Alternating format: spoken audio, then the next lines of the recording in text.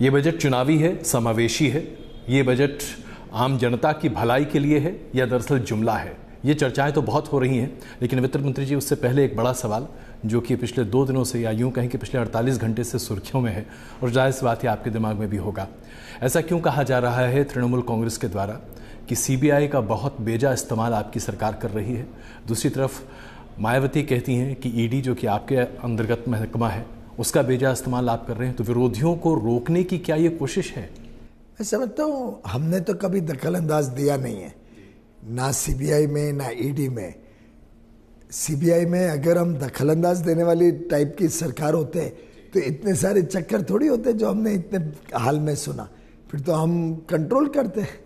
पर मैं समझता हूँ कि प्रधानमंत्री बहुत स्पष्ट है कि ये इंडिपेंडेंट इन्वेस्टिगेटिव एजेंसीज है, उन्होंने अपना काम करना चाहिए।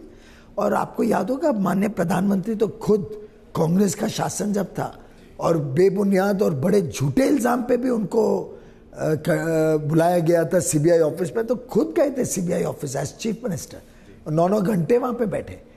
तो हम तो we believe in the rule of law and we do not interfere. हम उसमें जरा भी कोई दखल अंदाज करने का विश्वास नहीं करते किसी भी इन्वेस्टिगेटिव एजेंसी में। मैं समझता हूँ कि दुर्भाग्य है कि ममता जी या तो किस चीज़ से डर रही हैं, कुछ खुलासा हो जाएगा उस बात को छुपाना चाह रही हैं। हो सकता है कि बौखला गए हों चुनावी दृष्टिकोण से कि जैसे त्रिपुरा में ऐसा परिवर्तन हुआ कि हम भारतीय जनता पार्टी 1% से बढ़ के 51% दे गई और सरकार बना ली। पश्चिम बंगाल में भी लगभग ऐसा ही आसार दिख रहा है। वामपंथी कांग्रेस तो रेस में है भी नहीं अभी। ममता जी को दिख रहा है कि भारतीय जनता पार्टी और मोदी जी और अमित शाह जी का बढ़ता हुआ वर्चस्व और विश्वसनीयता आज पश्चिम बंगाल में कोने कोने में पहुंच रही है। तो जिस प्रकार की हरकतें वहां हो रही हैं, हेलीकॉप्टर उतरने नहीं देना, माननीय गृह मंत्री तक का भी नहीं उतरने दिया, अमित शाह जी का उतरने नहीं दिया, रैली की परमिशन नहीं देना, माननीय प्रधानमंत्री जी जाने वाले हैं तो जो बड़ा मैदान है उस पर कुछ एक फर्जी एप्लीकेशन लेके बोल देना वो वहाँ भजन मंडली होने वाली है, और एक छोटे ग्राउंड में जहाँ इतने बड़ी संख्या में जब जन सैलाब प्रधानमंत्री जी को सुनने आते हैं तो जगह कम पड़ जाती है और प्रधानमंत्री जी को डर लगता है कि भाई नीचे स्टैम्पीड ना हो जाए और उनको जल्दी जाना पड़े।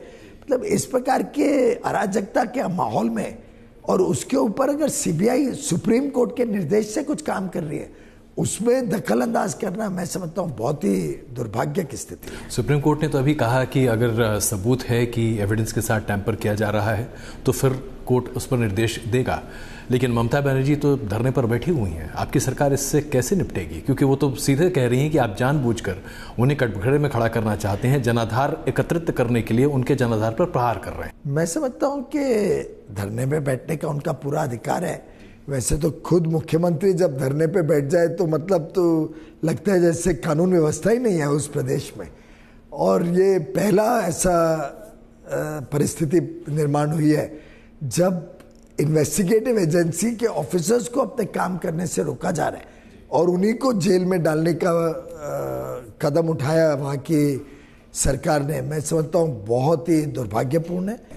एक और आरोप जो आपकी सरकार पर लगता है, उसके बाद हम ज़रा फाइनेंस पर बात करते हैं।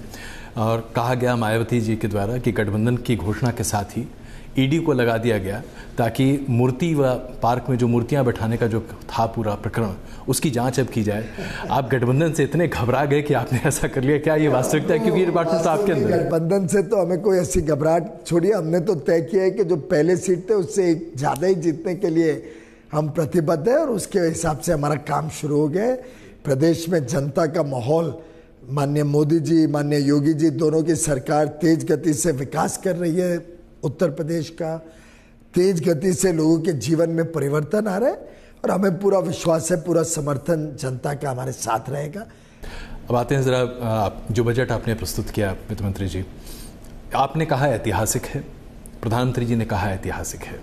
राहुल गांधी, अखिलेश यादव, मायावती, ममता बनर्जी, वामपंथी पार्टियां, किसी भी विरोधी दल को आप ले लीजिए, यहाँ तक कि शरद पवार जी, हर किसी ने कहा कि ये जुमलेबाजी है, इसमें आम जनता के लिए कुछ भी नहीं है, आपने सिर्फ लोगों को धूल झोंकी है, आप सिर्फ वायदे करते हैं। तो ये क्या है? मैं उससे क्या एक्सपेक्ट कर रहे थे? वो आके मेरे बजट की तारीफ करेंगे? नहीं, कम से कम कोई आदमी ये तो समझे कि आप जी, अजय जी, ये साधारणतः जब पार्लियामेंट चल रही होती है तो आजकल ये विपक्षी नेता बाहर निकलते हुए बड़ा बाइट्स देते हैं। बजट के दिन तो सभी लोग बाहर आके बहुत कुछ कहना चाहते हैं विपक्ष में। हम भी विपक्ष में रहे, हम तो बहुत स्पेसिफिक आलोचना करते थे। मैंने सुना कि अब बजट के दिन इस बार शायद राहुल गांधी जी कहाँ से निकल गए, पत्रकार उनको ढूंढते रह गए, वो मिले ही नहीं। फिर शाम को कोई प्रेस कॉन्फ्रेंस थी, हमने सोचा शायद यहाँ पे कुछ मुद्दे आएंगे। प्रेस कॉन्फ्रेंस में हमने देखा विपक्षी नेता एक दूसरे को पहले आप करते गए। एक जना माइक दूसरे को दे, दूसरा माइक वापस दे, और फिर ईवीएम की बात पे आ गए। ईवीएम के बाद आ गए कुछ फ्लाइट पकड़नी है तो जल्दी जानी है। तो मैं समझता हूं कि न्यूज़ नेशन के सवाल पर उन्होंने कहा, हमारे संवाददाता ने उसमें सवाल पूछा था कि 6,000 रुपये किसानों को दिए जा रहे हैं आर्थिक मदद के तौर पर, जो कि उनकी आय से अधिक है, अलग होगी। इस पर उन्होंने कहा कि 17 रुपये देकर आप किसानों का अपमान कर रहे हैं। तो ये मैं समझता हूं इस प्रकार के ओछे बात करके भारत के किसानों का अपमान किया है कांग्रेस ने और राहुल गांधी जी ने। हमने कभी भी ये नहीं कहा कि ये 6,000 रुपये से बस सब समस्या हल हो जाएगी। हमने तो एक मानधन दिया है। हमारे देश के किसानों ने भारत को स्वावलंबी बनाया, आत्मनिर्भर बनाया। हमारे देश के कर्मठ किसानों ने इस देश को फूड सिक्योरिटी दी है। आज पर्याप्त मात्रा में हमारे यहाँ अनाज उगता है, हर प्रकार की वस्तु उगती है। कांग्रेस के समय में आपको याद होगा दालें 250 रुपये हो गई थी, विदेश से लानी पड़ती थी। कभी प्याज 100 रुपये हो जाता था। हमने हर एक वस्तु पे उत्पादन बढ़ाया, किसानों को समर्थन दिया। 22 की 22 फसलों पे क्या पहले कांग्रेस ने क्यों नहीं न्यूनतम समर्थन मूल्य दिया, एमएसपी दिया? क्यों स्वामीनाथन कमीशन के स्वामीनाथन आयोग की सिफारिशों को कांग्रेस ने क्यों नहीं स्वीकार किया? मोदी जी ने 1.5 गुना लागत का देके 22 की 22 वस्तुओं की एमएसपी को निर्धारित किया। कांग्रेस के समय क्यों इतना कम उत्पादन एमएसपी पे खरीदा जाता था? अब शास्त्री इस पर 2 तरह की टिप्पणियां कर रहे हैं जो मैं आपके सामने रखना चाहता हूं कि बेहतर आप ही उसका जवाब दे सकते हैं। बहुत सारे लोग ये कह रहे हैं कि 75,000 करोड़ रुपए जो आपकी सरकार खर्च करने का प्रस्ताव कर रही है, ये अपने आप में एक बहुत बड़ा आर्थिक बोझ है और इसको झेलने से आपके वित्तीय घाटे पर असर पड़ेगा। दूसरे अर्थशास्त्री ये कहते हैं कि भाई मॉडल अगर लेना ही था तो आप उड़ीसा का मॉडल लेते, तेलंगाना का मॉडल लेते। आपने 6,000 ऊँट के मुँह में जीरा के फोरन के तौर पर दिया। क्या ये बात सही है? देखिए, पहली बात तो जहाँ तक आर्थिक बोझ का सवाल है, मैं तो इसको बोझ मानता ही नहीं हूँ। मैं तो ये हमारा कर्तव्य मानता हूँ। इस देश का कर्तव्य है कि हमारे किसानों के जीवन में कुछ हम मदद, कुछ एक प्रकार से सहयोग दे सके, तो इस देश का कर्तव्य है, ये बोझ नहीं है। पहली बात तो स्पष्ट हो जाए। विशेषज्ञ ये भी जानते हैं कि हमने तो प्रोवाइड किया पैसा, इस साल भी 20,000, अगले साल 75,000। उसके बावजूद हमने ग्लाइड पाथ रखा है और नियंत्रण में रखा आर्थिक घाटा। कांग्रेस की तरह नहीं कि एक ही वर्ष में 2-2.5% बोल के 6.5% कर दिया। हमने तो हर साल अपने आर्थिक घाटे को कम किया है। विकास के दृष्टिकोण से विकास बढ़ा है, अर्थव्यवस्था बढ़ी है, महंगाई को नियंत्रण में रखा। आखिर फ्रैजाइल 5 से देश को विश्व की सबसे तेज गति से प्रगति करने वाली जो अर्थव्यवस्था बनाया है, ये मोदी जी और जेटली जी ने अथक प्रयासों से बनाया। देखिए, अर्थव्यवस्था की समझ अगर उनको होती तो जो 10 साल उन्होंने सरकार चलाई, देश की अर्थव्यवस्था इतनी कमजोर, इतनी बुरे हाल में नहीं होती। विकास की दर गिरना, महंगाई चरम सीमा पे जाना, आखिर 10% महंगाई एवरेज 5 साल, आप सोचिए कितना बोझा था हमारे मध्यम वर्गीय और गरीबों परिवारों पे। मैंने जिक्र किया, आपका मंथली बजट आज 35-40% ज्यादा होता अगर कांग्रेस के हिसाब से महंगाई चलते आता। मध्यवर्ग की बात करते हैं, आपने उनको टैक्स रिलीफ दिया और 5 लाख रुपए तक तो आपने टैक्स फ्री कर दिया और उसके बाद आपने तमाम सहूलियतें दी हैं। अब इस पर भी बहुत सारे अर्थशास्त्री कह रहे हैं कि जो लोग टैक्स दे रहे थे, आपने उनको फ्री करके एक तरह से अर्थव्यवस्था को वापस एक लिमिटेड टैक्स पेयर के सर्कल में पहुंचा दिया है। क्या ये आरोप अपने आप में सही है? अर्थव्यवस्था समझने वाले सभी समझेंगे कि जो मध्यम वर्गीय है, जो गरीब है, उसकी जेब में जब पैसा एडिशनल जाता है तो वो कुछ ना कुछ खर्च के अपने जीवन को सुधारते हैं, अपने बच्चों के जीवन को सुधारते हैं। वो तो उल्टे अर्थव्यवस्था को गति देता है।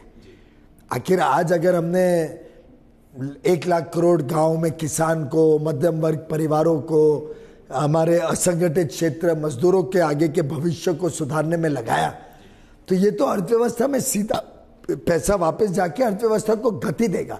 आपको याद होगा पहले हम कहते थे जब बारिश अच्छी होगी तो पूरे देश में उल्लास होता था, तो पूरे देश में अर्थव्यवस्था सुधरती थी। क्यों? क्योंकि इनके हाथ में जब परचेजिंग पावर बढ़ती है तो वो खर्च होती है और विकास होता है, चीजें खरीदी जाती। कांग्रेस का स्टाइल क्या है कि पैसा कुछ ही लोगों को कमाने दो, जैसे मैंने कहा बड़े अमीरों को कैसे गाड़ियां खरीदें ये वो। अब वो अमीर व्यक्ति उसकी कमाई कितनी बढ़ जाए, वो तो खाना उतना ही खा सकेगा, कपड़े उतने ही पहन सकेगा, थोड़ा बहुत इधर उधर घूमने में खर्च सकता है। तो अब वो कमाई उनके जेब में रहने वाली है, अर्थव्यवस्था को बल नहीं देने वाली। तो मैं समझता हूँ समझदार अर्थव्यवस्था समझने वाले लोग पूरी तरीके से इससे सहमत है। आप देश भर में पोल कर लीजिए, न्यूज नेशन ने जरूर, इतना बड़ा स्पैन है, आपने देखा ही होगा। आखिर एक भी व्यक्ति इसमें कोई कमी ना निकाल पाए, तो इससे ज्यादा प्रधानमंत्री मोदी जी को क्या सर्टिफिकेट हो सकता है कि जैसा वो पहले भी कहते थे कि हार्वर्ड में पढ़ने वाले अर्थव्यवस्था इस देश को नहीं समझ सकते, इस देश के गरीब किसान की समस्या नहीं समझ सकते। एक गरीब घर में पैदा हुआ जिसने चाय बेच के रेलवे स्टेशन पे अपनी पढ़ाई के समय से ही मेहनत करना सीखा, वो इस देश की आत्मा समझ सकता है, ये वो इस देश के गांव, गरीब किसान, पिछड़े वर्ग की समस्या समझ सकते हैं, और वास्तव में ये उन्होंने प्रूव करके दिखाया। वित्त मंत्री जी, एक बड़ा आरोप आपकी सरकार पर यह लगाया जा रहा है आपके विरोधियों के द्वारा कि तमाम वो संस्थानें जो डेटा मुहैया कराती थी, स्टैटिस्टिक्स डिपार्टमेंट या तमाम, आप लोगों ने उसको ध्वस्त कर दिया है। बेरोजगारी का डेटा जो लीक होकर आ रहा है वो बताता है कि बेरोजगारी चरम पर है और असुविधाएं बहुत बढ़ गई हैं, संस्थाओं का अपमान करते हैं आप। इस तरह के आरोप आपकी सरकार पर क्यों लगाए जाते हैं? देखिए, आरोप लगाने का तो पूरी छूट है, भारत में जो भी हम कहना चाहें हम सब कह सकते हैं, लेकिन तत्व कहाँ है? तत्व कुछ पेश होने चाहिए। जब आपके पास पहले डेटा आता था तो लिखते थे 2.2% अनएम्प्लॉयमेंट। मैं अजय जी जानना चाहूंगा, आपने कभी विश्वास किया उस 2.2%? देश में 2.2% अनएम्प्लॉयमेंट थी उस समय, या 3 थी या 4 थी? क्योंकि डेटा 5 साल में एक बार बनाते थे, पुराने हिसाब से डेटा चले आ रहा था और कलेक्ट होता था और कंपाइल होता था। हमने सबके ऊपर इनको कहा कि इसको आज के मॉडर्न परिप्रेक्ष्य में इसको जरा सुगृत बनाइए। इनफॉर्मल सेक्टर कितना बढ़ रहा है देश में, आज आत्मनिर्भर समाज एंटरप्रेन्योरशिप की तरफ जा रहे हैं, startup India, stand up India, ये जो नए नए लोग उद्यमी बन रहे हैं। आखिर सौर्य ऊर्जा है, सौर्य ऊर्जा 10 गुना हो गई है 5 सालों में। ये बिना नौकरी उत्पादन के तो नहीं हुई होगी। ये 10 करोड़ शौचालय बने बिना काम के तो नहीं हुई होगी। बिजली गांव गांव घर घर तक पहुंच रही है, बिना काम के तो नहीं होगी। विश्व का सबसे तेज गति से हाईवे प्रोग्राम भारत में है, विश्व की सबसे तेज गति से आर्थिक व्यवस्था बढ़ने वाली भारत है। ये क्या बिना जॉब्स, बिना काम के हो गई? हम चाह रहे हैं कि ये सिस्टमिक चेंजेस को भी कैप्चर करें।